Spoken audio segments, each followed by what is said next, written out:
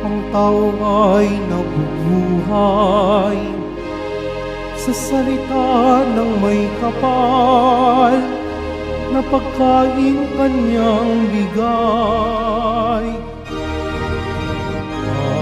Hallelujah, Hallelujah, Hallelujah, Hallelujah.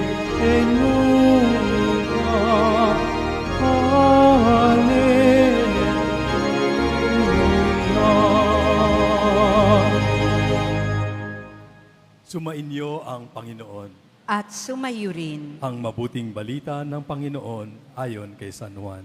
Papuri sa iyo, Panginoon.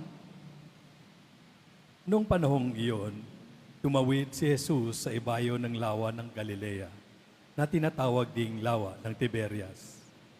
Sinundan siya ng napakaraming tao sapagkat nakita nila ang mga kababalaghang ginawa niya sa pagpapagaling sa mga may sakit. Umahon si Jesus sa burol kasama ang kanyang mga alagad at naupo roon. Malapit na noon ang pista ng Paskwa ng mga Hudyo. Tumanaw si Jesus at nakita niyang dumarating ang napakaraming tao.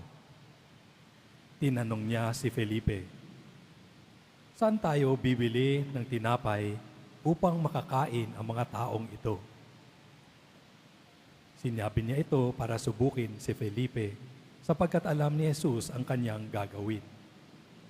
Sumagot si Felipe, "Kahit na po halagang 200 denaryong tinapay ang bilhin, ay di sasapat para makakain ng tig-kakaunti ang mga tao." Sinabi ng isa sa kanyang mga alagad, si Andres na kapatid ni Simon Pedro, "Mayroon po ritong isang batang lalaki na may dalang 5 tinapay na cebada at 2 isda. Ngunit, gaano na ito sa ganyang karaming tao? Paupuin ninyo sila," wika ni Jesus. Madamo sa lugar na yaon, umupo ang lahat, kumulang sa 5,000 ang mga lalaki. Kinuha ni Jesus ang tinapay at matapos magpasalamat sa Diyos, ay ipinamahagi sa mga tao. Gayon din ang ginawa niya sa isda. Binigyan ng lahat hanggang sa gusto nila. At nang makakain na sila, sinabi niya sa mga alagad, "Tipunin ninyo ang lumabis para hindi masayang." Gayon nga ang ginawa nila at nakapuno sila ng 12 bakod. Nang makita ng mga tao ang kababalaghang ginawa ni Jesus, sinabi nila, "Tunay na ito ang propetang paririto sa sanlibutan." Nahalata ni Jesus na lalapit ang mga tao at pilit siyang kukunin upang gawing hari. Kaya muli siyang umalis na mag-isa patungo sa kaburulan. Ang mabuting balita ng Panginoon. Pinupuri ka namin, Panginoong Hesukristo. Magsiupo muna po ang lahat.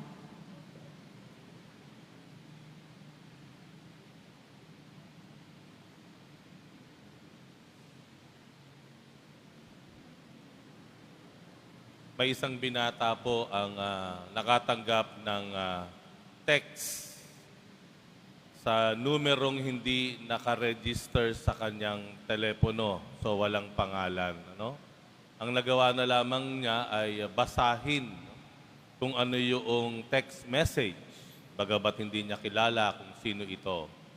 Ang nakalagay doon, "Sa dami ng nagpaparamdam sa akin, ikaw ang pinili ko. Taliwas sa sinasabi ng mga kaibigan ko, ikaw ang pinili ko. Pinili kitang mahalin, pinili kong isantabi ang aking gusto para lang ipadama sa iyo ang pagmamahal ko." Sa bandang huli nakalagay, "By the way, ako pala ang babaeng sinayang mo." Ex pala. Kayo po ba merong sinayang? May mga nasayang po ba tayo? Kung babalikan po natin yung buhay natin, sige nga, meron bang isang bagay, ano yung isang bagay na nasayang mo? Siguro nasayang yung oportunidad na makausap yung tao, nasayang yung pagkakataon na ipakita mo yung pagmamahal sa kanya, nasayang yung alok sa'yo, yung offer na maganda sana, nasayang yung ibinigay sa iyo na investment, nasayang yung oras na inyong ibinigay sa isa't isa, nasayang yung maraming taon, nagtapos lang sa wala. Tayong pong lahat may kanya-kanya tayong mga bagay sa nakaraan, nasabihin po natin, sinasadya man o hindi, nasayang. Maaari nakakaramdam tayo ng kalungkutan o pagsisisi. Pero sabi nga, wala na tayong magagawa dahil nasayang na. Bakit ko po binanggit ito? Sa Ebanghelyo, may mga ilang libong tao, 5,000, puro lalaki lang po ito, ang sumusunod sa Panginoon. At tinanong niya yung mga alagad, anong ipapakain natin sa kanila? Nagkaroon ng paraan, dumami yung 5 pirasong tinapay at 2 pirasong isda na nanggaling sa isang bata. Ang lahat na busog na busog. Nagmukbang sila Nagmukbang ng tinapay at ng isda. Pero meron kayong napansin sa bandang huli. Ang sabi ng Panginoon sa kanyang mga alagad, tipunin nyo ang lahat ng mga sobra. Tipunin nyo, kahit bagamat napakadami, sobra-sobra, pero sabi niya sa mga alagad niya, tipunin nyo yung mga sumobra na pagkain na para sana sa lahat.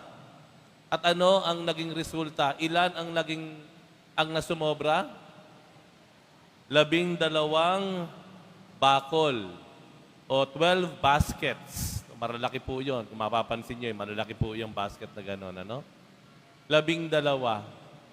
Tanong, bakit kailangan pang tipunin yung mga sobra?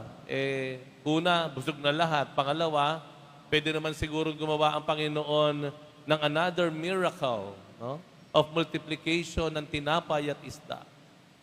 Bakit ginawa ng Panginoon? Marahil nais ipakita ng Panginoon ang pagpapahalaga sa mga bagay at iwasan ang pagsasayang. Ayaw ng Panginoon na meron tayong sinasayang.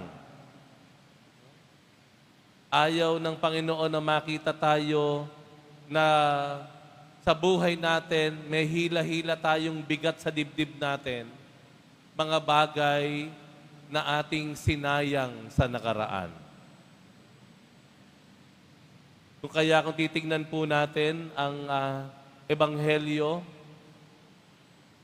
5,000 yon. Pero ayaw niyang mawala. Marami ayaw niyang magsayang. Pero pansinin niyo po, hindi lang sa malaking mga bagay ayaw magsayang ang Panginoon kahit sa maliit na bagay. Ano ibig kong sabihin? Nung merong inilapit yung alagad niya, si Andres na bata na may 5 tinapay at 2 isda, hindi ito isinantabi ng Panginoon. Kakaunti lang yan dala mo sa dami-dami ng nangangailangan, pero pinahalagahan ng Panginoon ito. Pagpapahalaga sa maliliit na bagay. Kahit tila pa kung ikukumpara mo sa pangangailangan mo, ay parang napakaliit lamang, insignificant, pero sa Panginoon, ito ay mahalaga at ayaw niyang magsayang. Kaya marahil una na gusto na pinaalalahanan tayo ng Panginoon, Bigyan natin ng pagpapahalaga ang maliliit na bagay na dumarating sa buhay natin. Huwag nating maliitin. Huwag natin basta na lang isa walang bahala o isang tabi. Tandaan po natin, napakain ng Panginoon, busog na busog, ang 5,000 tao, hindi bababa sa 5,000 tao, sa pamamagitan lang ng 5 pirasong tinapay at 2 pirasong isda. May himala sa pagpapahalaga. May milagrong ginagawa ang Panginoon sa pagpapahalaga. Sa kabilang banda, kapag tayo ay nagsasayang, ito ay hindi kinalulugdan ng Diyos. Pag hindi natin napapahalagahan, minamaliit natin yung sagot ng Diyos sa buhay natin. Minamaliit natin yung tulong na ibinibigay sa atin. Minamaliit natin yung ating kita, yung bunga ng ating pawis at dugo. Pag minamaliit natin yung mga tao sa buhay natin, dahil wala silang alam, mahina sila, hindi sila nakatutulong, wala namang ambag yan, karga lang yan, bigat lang yan. Kapag ganun ang trato natin sa bagay at sa tao, wag nating asahan na ang Diyos maggagawa ng himala sa buhay natin. Sa kabilang banda, kapag naman nakita ng Panginoon ang pagpapahalaga natin sa tinatanggap natin sa buhay, malaki man o maliit, ito ang susi ng himala ng Diyos. Pagpapahalaga. Alam niyo po, ako ay anak ng isang sapatero at isang guro. 6 kaming magkakapatid. So, you can imagine, ang budget ng aking mga magulang ay ganun na lamang sa bawat isa sa amin. Pero tinuruan kami ng aming mga magulang na magpahalaga kahit ano paman ang nasa mesa. Tinuruan kami ng aming mga magulang na kahit magkano ang iabot sa iyo sa umaga, bago ka pumasok, magpasalamat ka. Kahit ano regalo, mga anak ng inyong ninong at ninang, magpapasalamat kayo. Kung kaya't ako'y nagpapasalamat sa Diyos dahil nagbunga yung mga aral, paalala ng ating mga magulang sa atin. Ang banal na misa po, tayo ay nakaikot sa isang payak na tinapay. Yun ang pinili na Diyos na magiging daan para tanggapin natin ang kanyang katawan. Hindi sa kung anong klaseng tinapay na mamahalin, ginawa ng ganito, binili mo dito. No? Tanyag. Maraming may gusto ng ganyang klaseng tinapay. Ang Panginoon pinili ang isang tinapay na walang lebadura. Simpleng-simpleng tinapay. Ika nga, pangkaraniwang tinapay nung panahon ni Jesus. Yun ang ginamit niya para ating matanggap ang kanyang katawan. Ang Panginoon gumagamit ng mga simple, payak, maliliit na bagay para simulan sa buhay natin ang kanyang himala.